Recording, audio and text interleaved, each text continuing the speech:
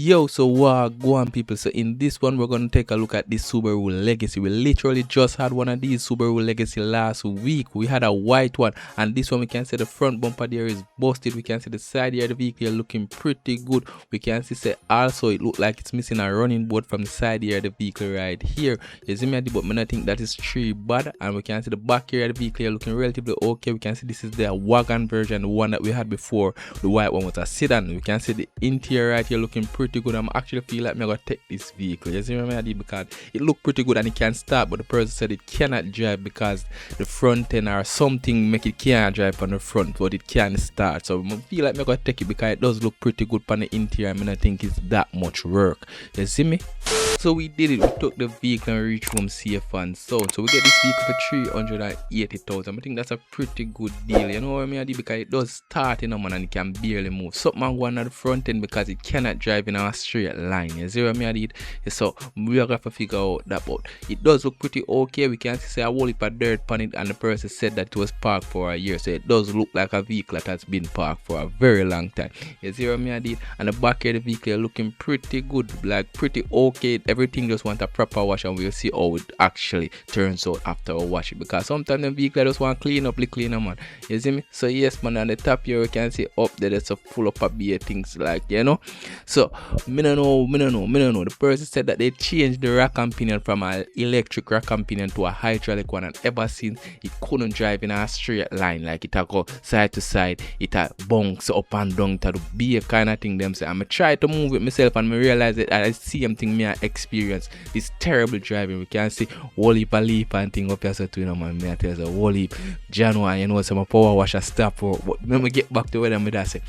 So them said them change your electric rack and pinion to a hydraulic one, and ever since that it cannot run in a straight line. I'm try to move it and I can barely move it. The tire them a squeak, it a go on. Something a go on at the front end, but me not figure it out yet. But what we want to do, we want to go figure it out. But me just show you how the interior it look pretty good, like pretty okay. And this is why I'm really taking them, because I like how the interior look and the exterior don't look as bad to me. Plus it actually starts. You see what I did? So we are take a look on the engine bay, and I'm gonna show you exactly what the person them did a list, and I show you about the rack and pinion and the vehicle. You see me? So in the engine bay right here, I'm try to get this open first. And yeah, in the engine bay right here, if you look closely, if you remember from our previous Subaru Legacy, it did not have one of this. So if you look good, you can see this is a power steering pump, and if you remember in our previous Subaru Legacy, it did not have one of those. So this is a hydraulic power steering pump. All of the Subaru Legacy up this year come with a electric power steering, so it does not use any fluid at all. So they converted it to this hydraulic power steering pump that runs off of fluid, so that they could get it to work. But it does have power steering and it is working, but the person said that map put in back the electric power steering so that it can work, because right now the vehicle drives terribly. So we'll see if we can figure it out. Also, I just wanted to show you how it starts and how the engine sounds. So I'm showing you what I go on here, and I'm gonna see what's going on. So the engine does sound pretty healthy to me, and as we can see, we're gonna start it now, and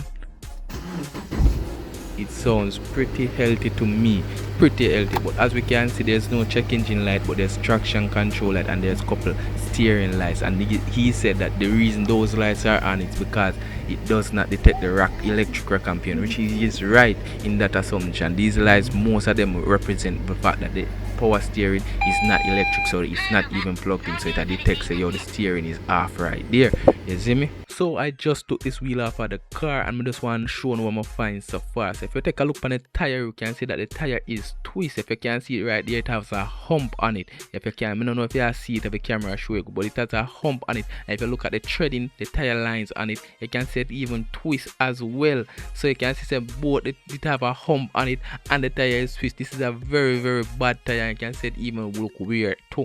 You see me? So more than likely it's dry right now because it sit there for so long. It kind of kind of ill-shaped. This is what happens when you have a vehicle that has been parked for a while. So I find this, but I think this is the only problem there, so we are continuing to search and see if we find anything else. So I just got the tire replaced and I was about to put it back on the vehicle when I realized that, hey, look at this. I don't know if you can see it, but look at this. It's very slight, but the tire is slightly tilted inwards. Like, look at it, the steering wheel is perfectly straight right now, but the tire is slightly turned in. You see me, so make me wonder if the other side is like that, and we'll take a look on the other side. And as we can see on the other side right here, we can see it is also slightly turned in. And I kind of feel like this is the cause of all of our problems, man, because if you just align your vehicle, man, if they had just put in the new rack and pinion that they had, the hydraulic one, and did not align it, this could cause all of the issues. So I'm show you how we're going to address this, and we are test if it is a problem. So underneath here, if we can look, we can see this is called the tie rod end. I don't know if I'm showing it clearer. This right here, that is called a tie rod end. So we are pull that nut and we are gonna adjust it and see if we can kind of turn it out. You see me? We can't get it perfect, but we just want to see if it gonna make it any better. So I've just adjusted the tie rod ends. You see what I did, and as you look on it, you can see it looks a lot straighter now. Again, this is just eyeball judgment, man, but it's a lot straighter now than when it was before. And if we look underneath here, we can see some new shocks underneath there. So more than likely them that try to address the issue. But again, I feel like it was just the tie rod end needed to be aligned. The whole vehicle needed to be aligned. If you change the rack and pinion and it's not one of them exact vehicle, it will throw it out to align. If you look on the other wheel here, we can see it looks pretty straight now. You see me? Again, I still have to carry this to alignment stand if I want it to be perfect. But I feel like now if I drive it, I should see a difference, because imagine two wheels turned in from one another, and this is an all-wheel drive vehicle. So all four wheels that are getting power will just be pointed into one another and a fight for control. So that would have given it a terrible drive. So we are test drive it now and see what's going to happen. So we're in the vehicle now and we're going to take a test drive. So what we're going to do, we're going to put it in drive and we're going to see if it's made any difference. So we have to release the handbrake there. But before when we tried to drive the vehicle, it was so terrible. Like the wheel didn't have to make one full rotation for us to feel it. And now we actually have moved and we not really feel it yet. We are going down and we are tried on the road and see. But before, I could barely move this vehicle. Believe me when I said I could have barely moved the vehicle, and now it actually feels much better. I don't even think me need to go any further, because right now I actually can drive. Look at this, I couldn't drive it before. I tell you, I said the car wanted to go all different directions, and now it's actually moving. So I feel like we address or we solve the issue there. So what I'm gonna do, I'm gonna spin and go back home, and we're gonna try to find something else to do on the vehicle. You see, but I think we did it. I think we actually solved the issue. So we're back home and we got the vehicle washed, and it's looking really good. Like it's looking super good now, like really good now with just a wash. We can see say, yo, man, I like the silver on the rims right here. Somebody sprayed it silver, I don't know why. We can see that the front glasses on the vehicle is not tinted, but overall it does look really good from the side here now that it's clean. But what we are gonna do, we're gonna spray paint the rims on the vehicle black so that it kind of look a little bit more uniform. Cause I don't really like how it looks with these silver and black rims sprayed on it. I don't like it, so I just make it more uniform. But the back here of the vehicle is looking really good, like super clean, not out of the usual, nothing when we were talking about, like really good now that it is washed. And I tell you, I wish I had 4 of these hubcaps right there, but I only have this one.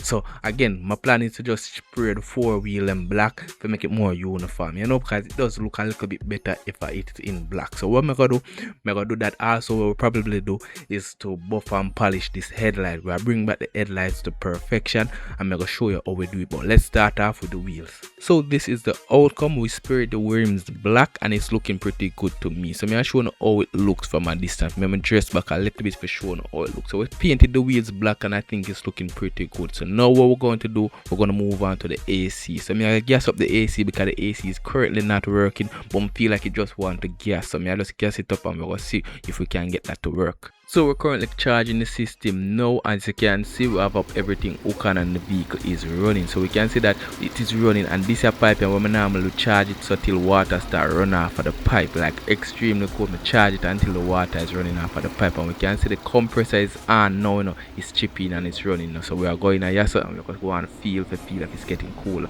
and already. We can already feel it. It's getting cooler. Yeah, feel it through the phone, bro. It is getting really cool. So I leave it on a little bit until the water start run on the pipe. I know say yo, it is at its very max. So as you can see here, if you look really good, you can see the whole of the pipe is wet. This is how cold the AC gets. As you can see there, it was just dripping. Me I tell you, really wet. So the AC is gassed to the very max, and it is currently running, and it's very cool.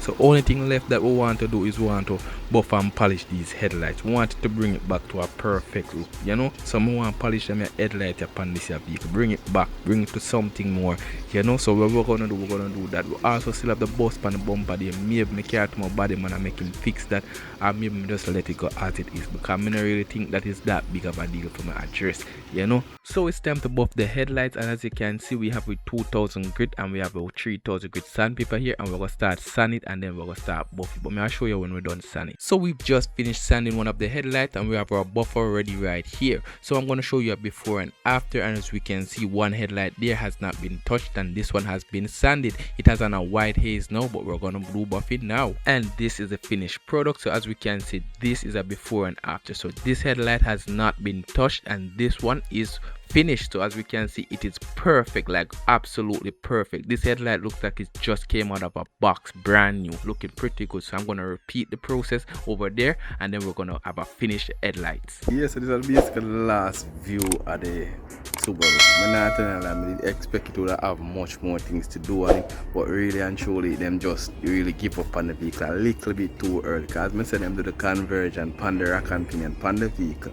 You see me there when they put in a new rack and pin and them never get aligned. So because them never get aligned, you could see the wheel them was pointed in a little bit, plus with the ill-shaped tire. It gave it this terrible drive. You could have barely, when I say barely, you could have barely moved the vehicle. So them say them need to get back the original, get back one good electrical rack and pinion for this vehicle. So that's why they say, you know, we now but I get the electrical one, we just go sell it as it is. But what the hydraulic one that they did put in could have worked. As you can see, we adjust it, it's working now. We change the tire, it's running good. We gas the AC, we give the headlight a buff and a polish. As you see me overall, it's a pretty good looking vehicle. Like literally only thing me would have add to this vehicle, we have just add on some nicer rims. As you I did, maybe I feel like if I tint the glass, because again I'm sure I have nothing else to do, because you can see the front glass and the windshield is not tinted, none at all. As you I did, as I said, it was a lady driven vehicle, you know?